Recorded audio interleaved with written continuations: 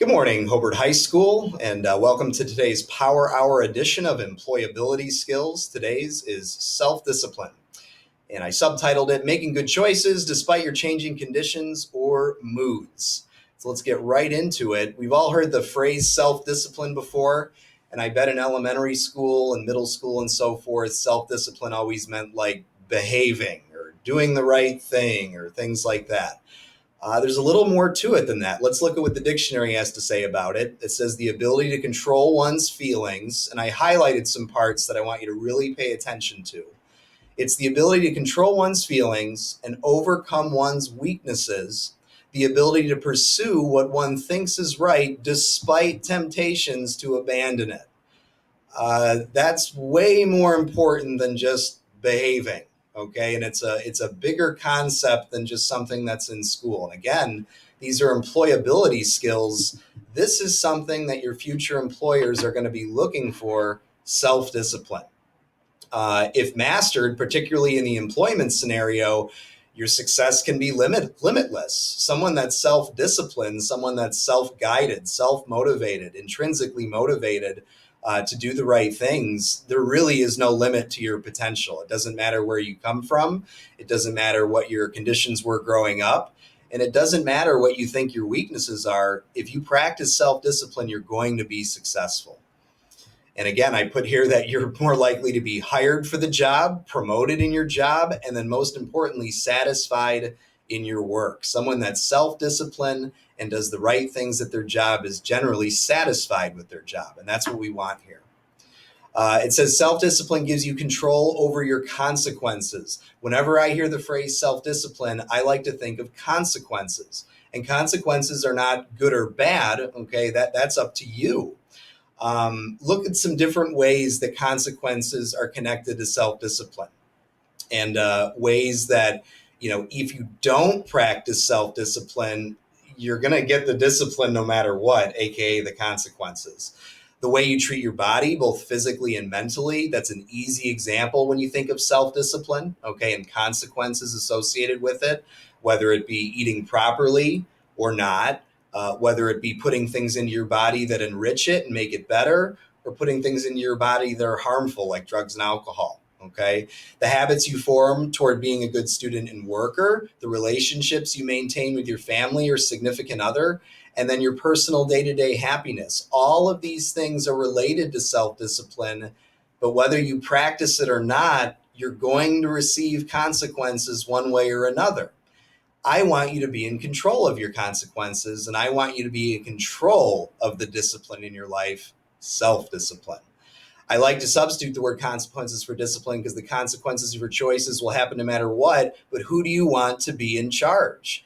Do you want others to be in charge of your decisions? Do you want others to be in charge of your consequences? Do you want others to be in charge of, how you're thought of as a person?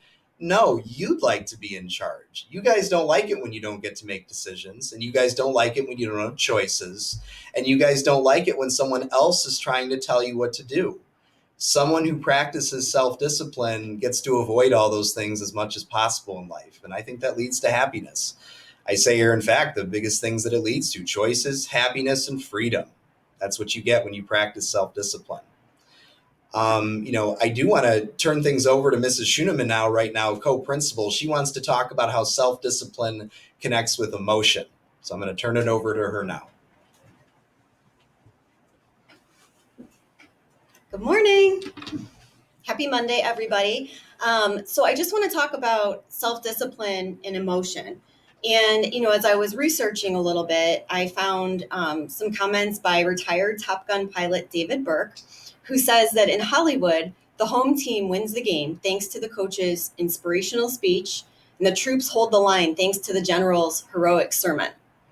In real life, though, when fear, fatigue, and doubt set in, no speech can provide the motivation you need to keep going. The only thing that you and your team can rely on is discipline.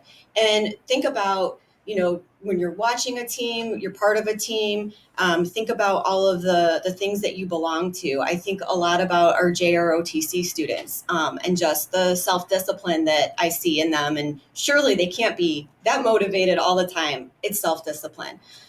He continues, more than any other quality, discipline is what drives a person to succeed when faced with adversity.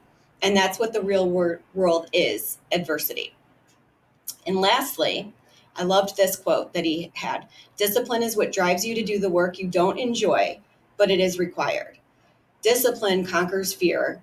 Discipline keeps you going when your curiosity, motivation, and excitement evaporate. So, what happens when I choose self discipline? Well, at first, it's hard. Starting something is always the hardest part. It's hard to go from nothing to something, no matter what it is. So, for instance, I love to run, but some days I don't feel motivated. It's the self discipline that makes me do it anyway. When I run, the first mile is the hardest because I'm going from nothing to something.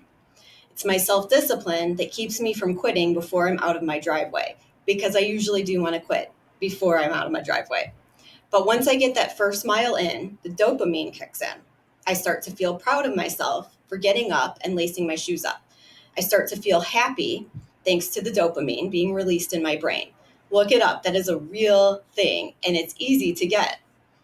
I'm suddenly motivated to get another mile or two in.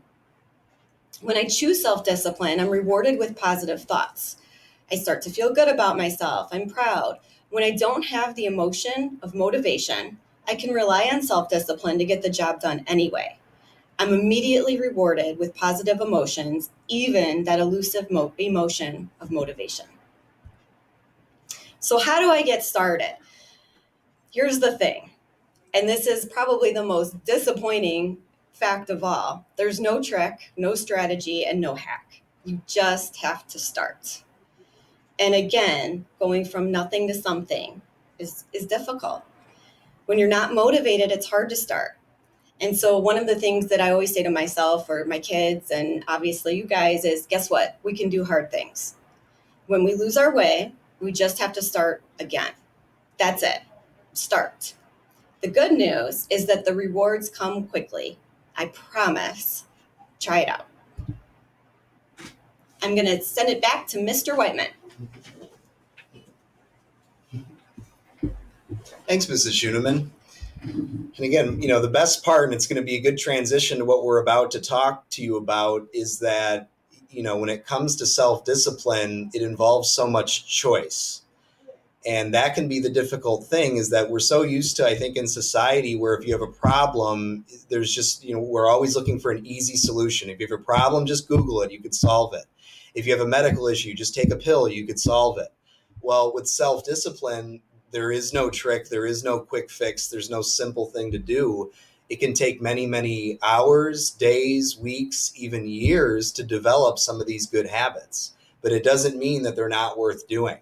And one phrase that I know Mrs. Schuneman told me about yesterday when we were discussing this topic is, once you develop those habits and those routines, it's almost like your body can kind of go on autopilot after that, and your mind too, where it's just natural that you do these things. Okay. So I wanted to give an example of something in the workplace that comes up, and you could even ask some of your teachers and staff members if they struggle with this one. I know that I struggle with it sometimes. Let's just talk about the simple concept of being on time at work. And I don't just mean, being on time getting to work, but on time completing assignments. Yes, at work. I mean, assignments don't stop at school. You'll be getting work assignments to do. On time for that meeting, not on time for that meeting. Being on time is a huge part of work. It's such a small part of work, but it's so, so important. Okay, so what I want to do is go through a couple scenarios. The first, of someone that's frequently late, and then the second, someone practicing good self-discipline who's not frequently late. So let's look at the difference between the two.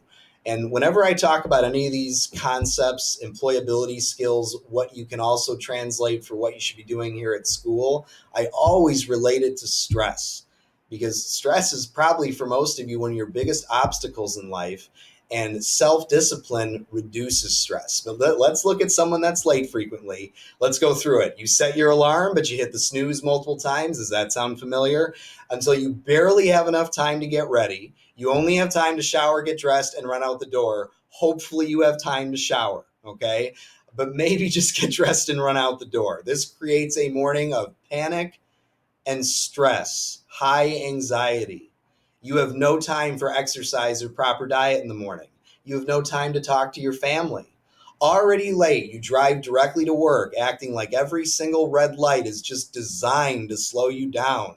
And that car that cut you off, oh, they're making me even more late, and your frustration builds. In your rush to leave, you just realized you forgot something important for work, a document that you had to give your boss that day. It's sitting at home 20 minutes away now. And you can either go back and be even more late or just go to work and have to apologize. But either way, stress.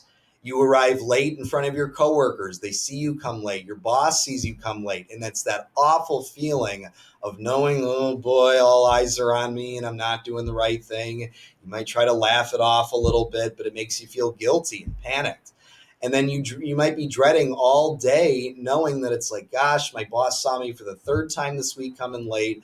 I know they're going to talk to me about it. I've read our employee handbook. I know it's going to be a reprimand. And instead of being able to have a good day, you spend it worried and distracted and maybe even stuck.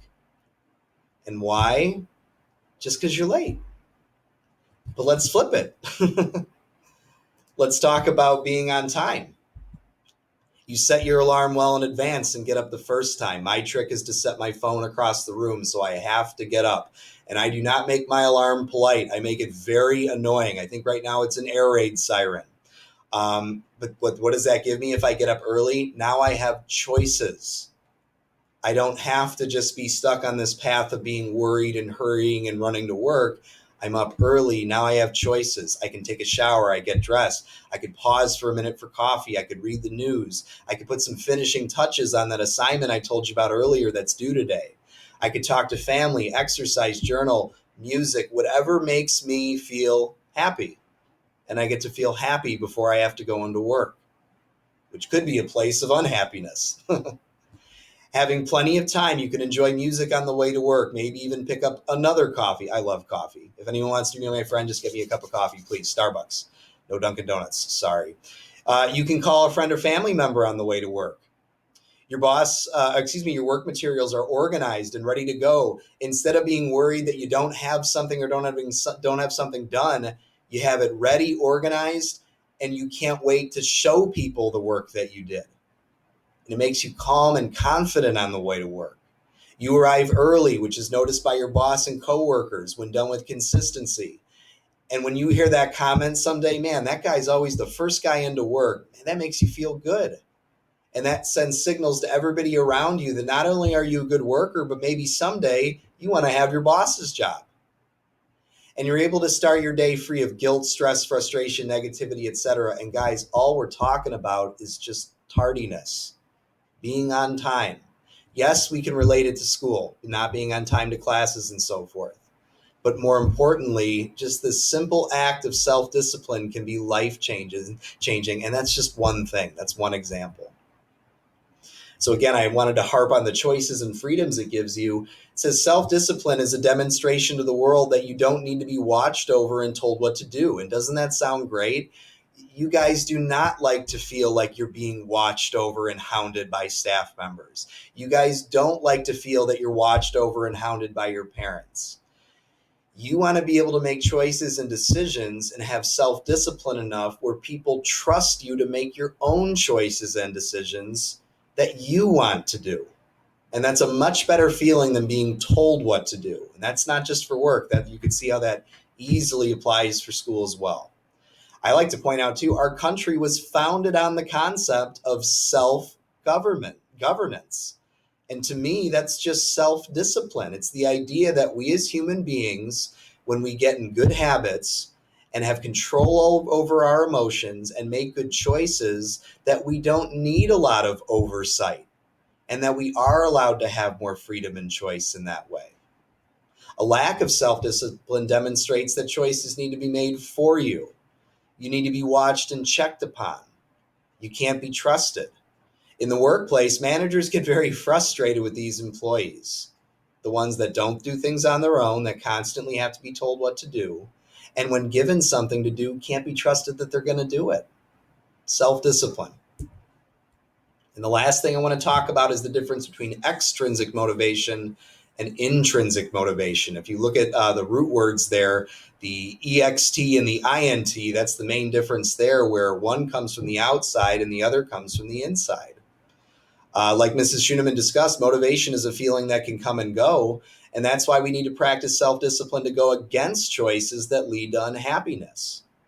The best kind of motivation is intrinsic rather than extrinsic.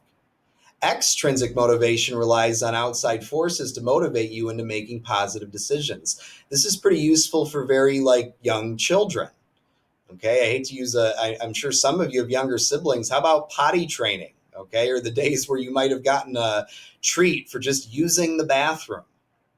But as you might imagine, eventually you don't need that extrinsic motivation to be able to use a bathroom. You develop intrinsic motivation where you want to do that on your own. And that's true for almost everything in life. Eventually, extrinsic motivation, it doesn't motivate you as much anymore. Okay, even money. Okay, even money, which you might think is the chief motivator, if it's just about that and it's just the extrinsic motivation of that tries to make you happy at your work, I don't think you're going to be. Intrinsic motivation relies on your own interest and desire to make positive decisions. If extrinsic motivation is like a cup of water, intrinsic motivation is like a never-ending stream of water because it comes from within. You could think of it almost like a geyser that just comes from within, and it's always going to be. In the workplace, the quality of your work will be much better when coming from a place of wanting to do it. Think of the last assignment that you got a really good grade on, and think of the last assignment where you might not have done as well. I bet you wanted to do the one you got the better grade on. Okay. And again, it's that intrinsic motivation of desiring to do the assignment. I remember when I had this great project based on the song We Didn't Start the Fire by Billy Joel. And it mentions all these different topics that were going on in modern US history. And I was allowed to choose whatever topic I wanted to do my report on. And one of the phrases was punk rock. And I loved punk rock at that age. And it was so wonderful for me to want to do a research project. And it was one of the best ones I've ever done. And it's because I was intrinsically motivated. And again, self-discipline is an act of controlling and utilizing these feelings from within. All right, so really quick, what should I do now? How can I practice self-discipline now? Here are some ways that you can get started right away, rapid fire, right now, in your seat as a student. Here we go. Wake up on time and make your bed. Eat breakfast. Have work completed ahead of time, not minutes before class. Do not allow your emotions to control you by giving them time, seeking guidance from a staff member or guidance from friends and family. Put in extra time to difficult classes by studying outside of class. Communicate with your teachers and staff members appropriately and respectfully. Review answers to your assessments before submitting. Eat lunch and avoid drugs and alcohol. If you're doing those things as a student, you're probably doing pretty well right now. That's a pretty short list. And there's other things, but if you're doing these things right now, you're self-disciplined. And you're probably at a good place someday to be self-disciplined in the workplace too. So that's what I have to say. That's all I have to say. And Mrs. Schuneman wants to give one last goodbye. Thank you. Okay, guys. So here's what I want to tell you. We've done a couple videos. Freshmen, you've had a few more, and it was great to be able to come into some of the classes and talk to ninth graders about, hey, tell me how these are working for you. Tell me what you're gaining from that. Give me one thing that you can take away. And so everyone, we'd love to hear from you. And so if you have an example of self-discipline, if you've tried something that we've talked about, so maybe we get to, the end of the week and you tried something, like you said, you woke up one day and said, I'm going to just start. I don't want to, but I'm going to just start. Let us know. What do you want to hear more about? We're making these for you because we want to help you with employability skills, and we need input from you. I see so many of you with great self-discipline. And so one of the things that I will say that is helpful, and I guess could be considered a little bit of a hack, is look for people that are self-disciplined. Watch them and use what they're doing to try to get started yourself. So if you know somebody like that, if you are somebody like that and you want to help us with these videos, we would love to have you. This is your school and we're doing this for you. So we need your input. Our email addresses are at the bottom. And of course, you see us at every single lunch period. So we'll see you then. Have a great week, you guys. Thanks.